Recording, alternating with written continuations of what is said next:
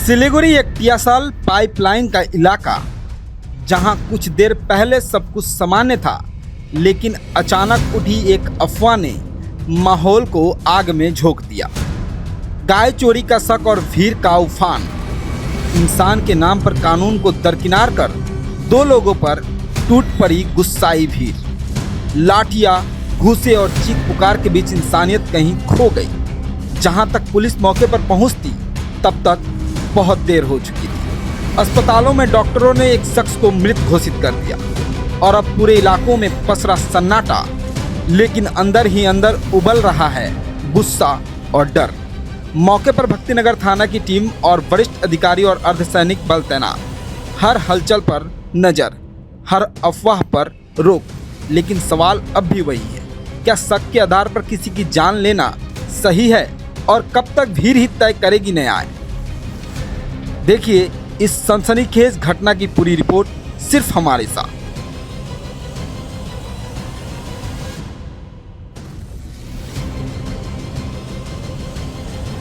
এলাকায় জিজ্ঞাসাবাদ করা হচ্ছে, সমস্ত ঘটনার তদন্ত করছে পুলিশ। বেঁধে মারা হয় সেই দুই গরুচোর সন্দেহকে।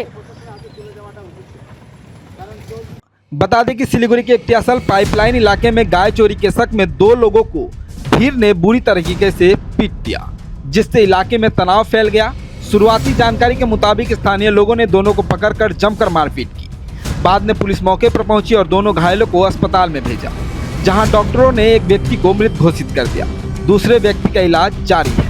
हालांकि घटना के बाद इलाके में भारी तनाव बना हुआ है। स्थिति को नियंत्रण करने के लिए मौके पर एसीपी भक्तिनगर थाना के आईसी आसिगर फारिक, ओसी समेत बड़ी संख्या में पुलिस और अर्धसैनिक बल तैनात किए गए। हालांकि पुलिस ने मामले की जांच शुरू कर दी है और घटना में शामिल लोगों की पहचान भी की जा रही है। प्रशासन ने लोगों से अपील की है कि किसी भी अफवाह या शक के आधार पर कानून को हाथ में न ले।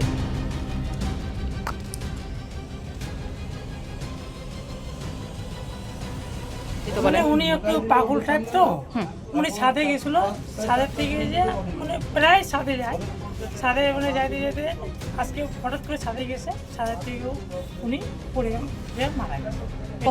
কটার সময় ঘটনা এটা? মানে 8 ঘন্টা হবে। কি নাম ওনার? উনি নাম মনে নেই, উনি শাহ, কিন্তু নাম জানি না উনি নাম, আমি নাম জানি না, শাহ। পাপি সাহা। হ্যাঁ, আচ্ছা, আর বললাম বয়স কেমন হবে আনুমানিক? কত কত 55 তো হবে, 55-60 হবে। ঠিক আছে। এটা কোন জায়গা এলাকা? এটা শিলিগুড়ি দেবাশিস কলোনি, দার্জিলিং ডিস্ট্রিক্ট, কত 24 নম্বর ওয়ার্ড। ঘটনা যদি একটু বিস্তারিত বলেন। ওনার মিল্কি বেমার আছে তো, উনি মাঝে মাঝে এরকম হয়ে যায়। এর আগেও হয়েছে, এর আগে আমার টিনে পড়েছে, তাই মাথা ব্যথা পড়েছে। আর এইবার একদম 3 তলা থেকে একদম নিচে পড়েছে। আপনার বাড়ির উঠোনে পড়েছে? হ্যাঁ, আমার পিসি শাশুড়ি হয়। পিসি শাশুড়ি? কি নাম ওনার? পপি সাহা। বয়স কেমন হবে? 50-55 হবে। তো আজ হঠাৎ করে তিনি কি রোজ যেতেন নাকি আজ না না, হঠাৎ? উনি রোজই যায়, রাস্তাতেও পড়ে, ড্রেনের থেকে মাথা ফেটে যায়, এই গেটের পারে পড়ে, ছাদের থেকে পড়ে। উনার ছেলে অসুস্থ ছিলেন কি? না, ওনার মিল্কি বেমার আছে। ওনার ছেলে মাঝে মাঝে হসপিটাল থেকে সেলাই করে করে নিয়ে আসে। তো পুলিশ প্রশাসনকে জানানো হয়েছে? ওইটা তো আমি যে বলতে পারবো না, কে কে যেন ফোন করলো নাকি। আচ্ছা আচ্ছা, কটার সময় ঘটনা এটা? একটু আগে, একটু আগে আমি ঘরে কাজ করতেছি, এত জোরে শব্দ, দৌড়ে বাইরে এসে তারপর দেখি উদ্দা হয়ে পড়ে আসে। তারপর আমার দেওয়ারকে ডাকলাম, ও এসে সোজা করলো, আর রক্ততে মাখা নাই। সোজা করতে করতে মনে হয় পইরেই মনে হয় নাই। আপনার নাম? আমার নাম রত্না সাহা। উনি আপনার কে হয়? পিসি শাশুড়ি। ধন্যবাদ। এসে ধরা পড়েছিল? অবশ্যই গরু চুরি করতে এসেই ধরা পড়েছিল। আচ্ছা, কোন জায়গাটা ধরা পড়েছিল বললেন? ওরা এখানে একবার আসছিল, আসার পরে ওরা চেষ্টা করছিল গরু চুরি করার, তারপরে চলে গেছিল হাজিবাড়া দিকে। আচ্ছা, তারপর যখন আবার ওরা রিটার্ন হয়, তখন এখানে যারা ছেলেমেয়ে ছিল তারা ওদেরকে ধরে নেয়। ধরে নিয়ে যখন ভোর রাত তখন তাদেরকে ওই আইওসি যে পাইপলাইন সেখানে বেঁধে দেয়।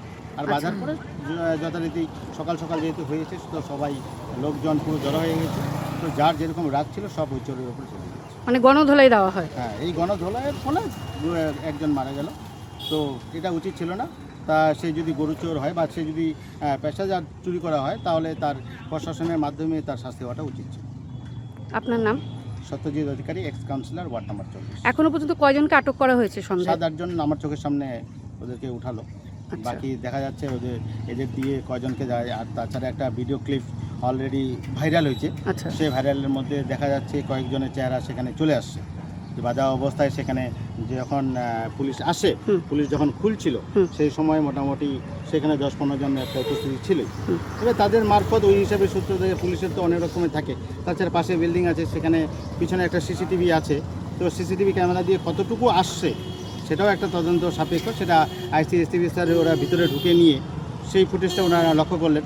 তাতে যদি ওনারা কিছু পেয়ে থাকেন তাহলে অবশ্যই তো সেই হিসাবে তারা ধরার চেষ্টা করবে।